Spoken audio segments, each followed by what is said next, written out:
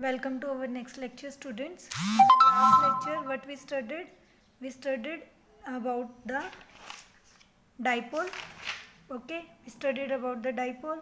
Then we studied dipole in a uniform external field. What would happen if we place a dipole in a uniform electric field? तो मैंने आपको बताया था कि अगर हम किसी भी डाइपोल को यूनिफॉर्म इलेक्ट्रिक फील्ड की प्रेजेंस में रखते हैं then it will experience a torque. Translational motion यहाँ नहीं होगा because of equal and opposite forces, लेकिन इन्हीं couple of equal and opposite force की वजह से यह क्या डेवलप हो जाएगा, एक टॉर्क. क्लियर? ठीक है. Then we calculated the derivation for the torque. ठीक है, हम क्या निकाला था, what is torque? Torque is equal to force into perpendicular distance between forces. ठीक है, ओके. और यहाँ से हमने टॉर्क का फॉर्मूला क्या डिराइव कर लिया था, P E sine theta. Clear? Then we consider the cases. What was the case first? When theta is equal to 0, torque 0. When theta is 90, torque is maximum, that is your PE. And when theta is 180, again torque is 0. This is corresponding to your stable equilibrium and this is corresponding to your unstable equilibrium. Clear? Why it is corresponding to stable equilibrium? कि जब भी आपका dipole electric field की presence में होगा, मतलब let this is your electric field, uniform electric field lines. Dipole आपका इसी में है minus Q plus Q. This is electric field direction और डाइपोल मोमेंट की डायरेक्शन भी इसी में है. तो थीटा कितना हो गया, 0 डिग्री. तो इन दैट केस जो आपका डाइपोल है वो इसी पोजीशन में रहेगा, वो अपनी पोजीशन को चेंज करने की कोशिश नहीं करेगा. तो that's why it is stable. लेकिन for unstable condition, if this is your electric field, ठीक है, this is your electric field की डायरेक्शन ये है minus negative to positive, dipole moment की डायरेक्शन ये है, थीटा कितना हो गया 180 डिग्री. इस केस में जब भी आपका कोई डाइपोल इस पोजीशन में होता है then it try to itself align in the direction of electric field. हर एक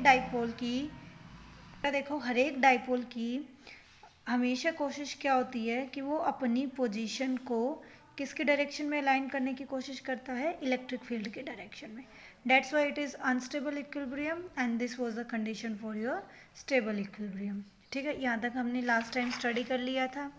अगर अब हम एक ग्राफ प्लॉट करें फॉर थीटा एंड टॉर्क, ठीक है, तो आपका कुछ इस तरह से आएगा. देखो ये कैसे आया, यहाँ थीटा क्या है 0 डिग्री, टॉर्क कितना है 0. यहाँ थीटा कितना है, theta is 90 degree, torque is maximum. Again यहाँ थीटा कितना है 180, टॉर्क इज 0. ठीक है, यहाँ थीटा कितना है 270, टॉर्क इज माइनस पीई. आप यहाँ थीटा को 270 पुट करो, साइन 270 इज -1. यहाँ टॉर्क कितना है 360 डिग्री, तो टॉर्क इज 0. तो दिस में be a graph which is representing the variation of theta and torque. Okay, our next topic is work done of a dipole in an electric field. ठीक है, एक dipole electric field की presence में क्या work done करेगा. Clear? देखो बेटा ध्यान से सुनो. ओके, ठीक है, देखो वर्क डन कैसे है. देखो ये आपकी क्या है, uniform electric field lines. Clear? ठीक है, ये आपकी इलेक्ट्रिक फील्ड लाइन है. लेट आपकी किसी डाइपोल की अलाइनमेंट ये है. ठीक है, ये इलेक्ट्रिक फील्ड, ये आपकी इलेक्ट्रिक फील्ड की डायरेक्शन है. इसके साथ कितना एंगल बना रहा है, थीटा. ठीक है, let this angle is theta 1, let it may be considered as theta 1. Okay, अब इस डाइपोल की टेंडेंसी क्या होगी, ये रोटेट करेगा क्योंकि यहाँ पे भी एक कपल ऑफ फोर्स लगेगा इस पर. It will experience some torque. ठीक है, अब अगर हम, लेकिन देखो बेटा इसकी नेचुरल टेंडेंसी क्या होगी डाइपोल की, कि जो डायरेक्शन आपकी इलेक्ट्रिक फील्ड की है, इलेक्ट्रिक फील्ड की डायरेक्शन ये है, तो डाइपोल भी क्या करेगा, अपने आप को इसी डायरेक्शन में अलाइन करने की कोशिश करेगा. मैंने आपको ऑलरेडी बताया है कि हर एक dipole tries to align itself in the direction of electric field. ठीक है, ओके। अब देखो डाइपोल ऐसे है, वो अपने आप को इलेक्ट्रिक फील्ड के डायरेक्शन में अलाइन करने की कोशिश करेगा, बट हम चाहते हैं कि हम इस डाइपोल को ऐसे, ये अभी ऐसे है, हम चाहते हैं इसको थोड़ा सा ऐसे मूव कर दें। ठीक है, मतलब हम इसको अब एक न्यू पोजीशन पे यहाँ लाना चाहते हैं। And let this angle is θ2 means हम क्या चाहते हैं कि हम उसका एंगल चेंज करना चाहते हैं फ्रॉम θ1 टू θ2, लेकिन डाइपोल कहाँ आना चाह रहा है, यहाँ पे। तो इसका मतलब अगेंस्ट द फील्ड आपको क्या करना पड़ रहा है, we have to do some work done. क्योंकि देखो डाइपोल अगर अपने आप इस डायरेक्शन में मूव करता है तो बट ऑब्वियस है we need not to do some work done. But dipole की नेचुरल टेंडेंसी क्या है, अपने आप को इलेक्ट्रिक फील्ड के डायरेक्शन में मूव करने की। क्लियर, लेकिन हम कहाँ चाह रहे हैं उसको, θ1 से θ2 रोटेट करना चाह रहे हैं। तो इसका मतलब वॉक। क्लियर, कंसेप्ट समझ गए? ओके। अब बता, देखो 11th क्लास में आपने पढ़ा हुआ है what is the formula for work done, force into displacement. Okay, यहाँ फोर्स क्या लग रहा है, इस पे टॉर्क। फोर्स क्या है बेटा यहाँ पे, torque.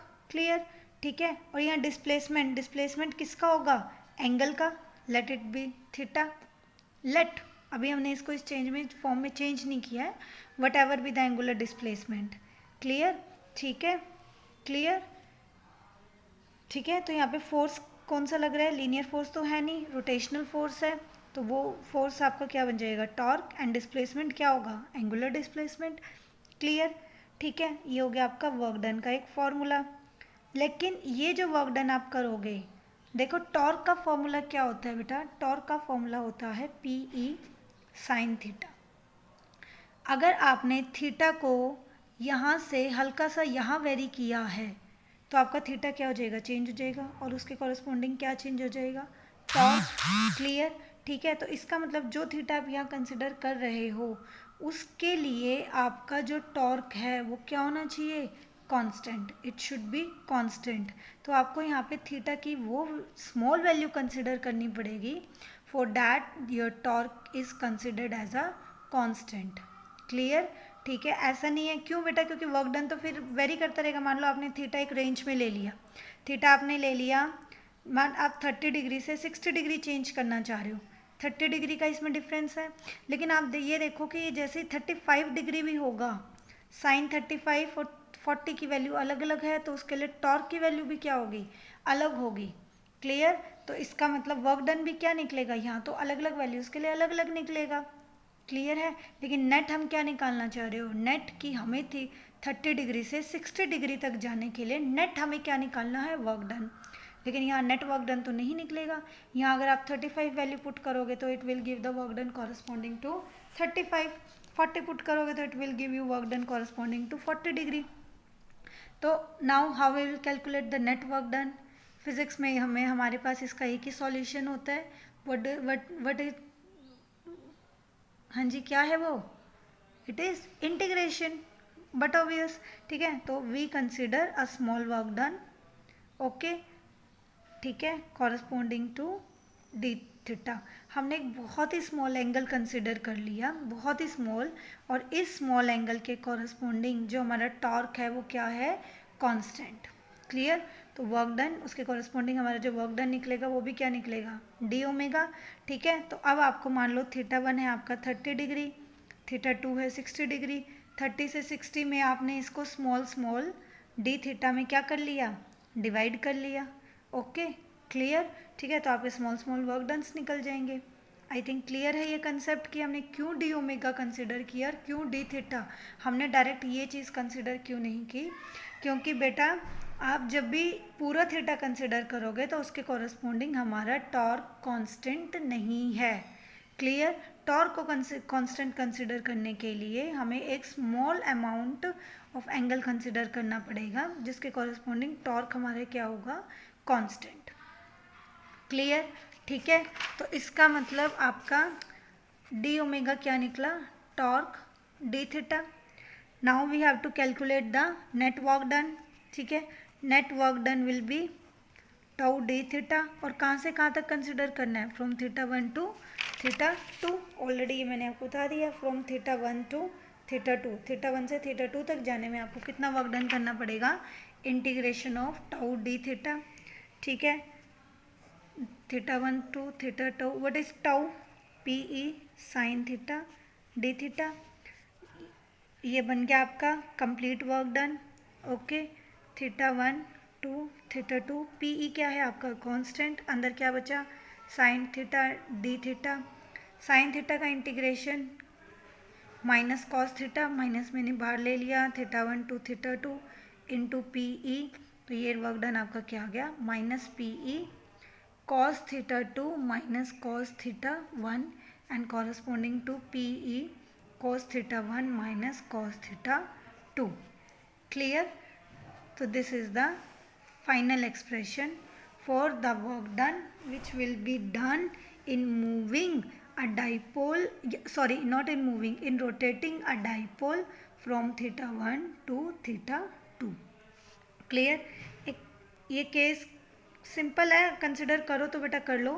If theta 1 is 0 and theta 2 is 90, मतलब आपको 0 डिग्री से 90 डिग्री तक रोटेट करना है. तो what will be work done? cos 0 is 1, cos 90 is 0, तो it is P E. If theta 1 is 0 and theta 2 is 180, तो work done will be cos 0 is 1, cos 180 is -1, minus minus plus, तो it will be 2 P E. Okay, clear? ठीक है, इसी का हमारा इसी से रिलेटेड इसी में है next potential energy of electric dipole placed in electric field. हाँ जी, पोटेंशियल एनर्जी का कंसेप्ट अब यहाँ कैसे आया? खुद सोचो बेटा, जब आपने डाइपोल पे वर्क डन किया है देन इट विल ये जो आपने वर्क डन किया है ये वर्क डन कहीं ना कहीं डाइपोल में जाके क्या हो जाएगा? स्टोर हो जाएगा. क्लियर? अगर आप डाइपोल को रोटेट करने के लिए कुछ वर्क डन करोगे तो ऑलरेडी मैंने आपको ये चीज़ें 11th क्लास में भी आपने कई बार पढ़ी हैं कि आपने एक स्प्रिंग को स्ट्रेच किया. जब तक आपने उसको स्ट्रेच कर रखा है आप क्या कर रहे हो? वर्क डन कर रहे हो. छोड़ते ही वो क्या हो जाता है? अपनी ओरिजिनल पोजीशन में वापस आता है. क्यों आया वो ओरिजिनल पोजीशन में? अब तो हमने कोई उस पर फोर्स तो लगाया नहीं था. तो क्यों आया? क्योंकि जो वर्क डन आपने किया था वो वर्क डन उसमें कहीं ना कहीं उसकी पोटेंशियल एनर्जी में स्टोर हो गया और इसी पोटेंशियल एनर्जी की वजह से वो अपनी ओरिजिनल पोजीशन में क्या आ गया? वापस आ गया. तो इन द सेम वे हर एक डाइपोल क्या कोशिश करता है? अपनी नेचुरल पोजीशन में वापस आने की. नेचुरल पोजीशन मतलब ये देखो, आपका ये इलेक्ट्रिक फील्ड है, मान लो इलेक्ट्रिक फील्ड की डायरेक्शन है. एक डाइपोल ये है आपका. ओके, आपने इसको यहाँ मूव कर दिया. ठीक है, इलेक्ट्रिक फील्ड के साथ लेट थीटा 1 ये आपका है थीटा 2. ठीक है, आपने इसको यहाँ मूव कर दिया. लेकिन इस डाइपोल की नेचुरल टेंडेंसी क्या होगी? It would try to align in the direction of electric field. वो इलेक्ट्रिक फील्ड के डायरेक्शन में अपने आप को क्या करेगा? अलाइन करने की कोशिश करेगा. ठीक है, तो ऐसा क्यों हुआ? उसके पास वो एनर्जी कहाँ से आई? तो जो वर्क डन आपने उसको थीटा 1 से थीटा 2 तक ले जाने में यूज़ किया, उसी वर्क डन को वो किस में उसने अपने आप में किस में स्टोर कर लिया? पोटेंशियल एनर्जी की फॉर्म में. तो अब हमें वही पोटेंशियल एनर्जी निकालनी है. ठीक है, तो आई थिंक आपको ये क्लियर है कि पोटेंशियल एनर्जी का कंसेप्ट कहाँ से आया. क्योंकि डाइपोल अपने आप को किस डायरेक्शन में अलाइन करने की कोशिश कर रहा है? Electric field. लेकिन आप उसके अगेंस्ट वर्क कर रहे हो. जैसे ही आप उसको छोड़ दोगे वो कहाँ आ जाएगा? इन the direction of electric field. Clear? ठीक है, तो इसका मतलब हमने अभी वर्क डन नहीं किया, स्टिल वो मूव रोटेट कर गया. ठीक है, तो वो एनर्जी उसके पास कहाँ से आई? वो आई उसके पास due to the it's stored potential energy. Okay, अब हम वो निकालते हैं. अब हमें पता है work done in rotating the dipole from theta 1 to theta 2. क्या वर्क डन किया था? पी ई cos theta 1 minus cos theta 2. ठीक है, अब यही वर्क डन किसके इक्वल हो गया, पोटेंशियल एनर्जी ऑफ डाइपोल के, वो उसमें स्टोर्ड हो गया, स्टोर्ड पोटेंशियल एनर्जी। तो इसका मतलब इस वर्क डन को मैं इसकी पोटेंशियल एनर्जी भी लिख सकती हूँ, cos theta 1 minus cos theta 2। ठीक है, क्लियर। लेट देखो अब पोटेंशियल एनर्जी कहाँ से होगी, पोटेंशियल एनर्जी का अब ये समझो बेटा, पोटेंशियल एनर्जी का थीटा 2 कितना होगा, हमेशा थीटा 2 कितना होगा, 0 डिग्री। यहाँ से समझो क्यों होगा, क्योंकि डाइपोल अगर ऐसे है चाहे ऐसे है, वो तो अपने आप को किस पोजीशन में लाने की कोशिश कर रहा है, in the direction of electric field. तो corresponding theta 2 angle potential energy के कॉरेस्पॉन्डिंग कितना होगा, 0 डिग्री।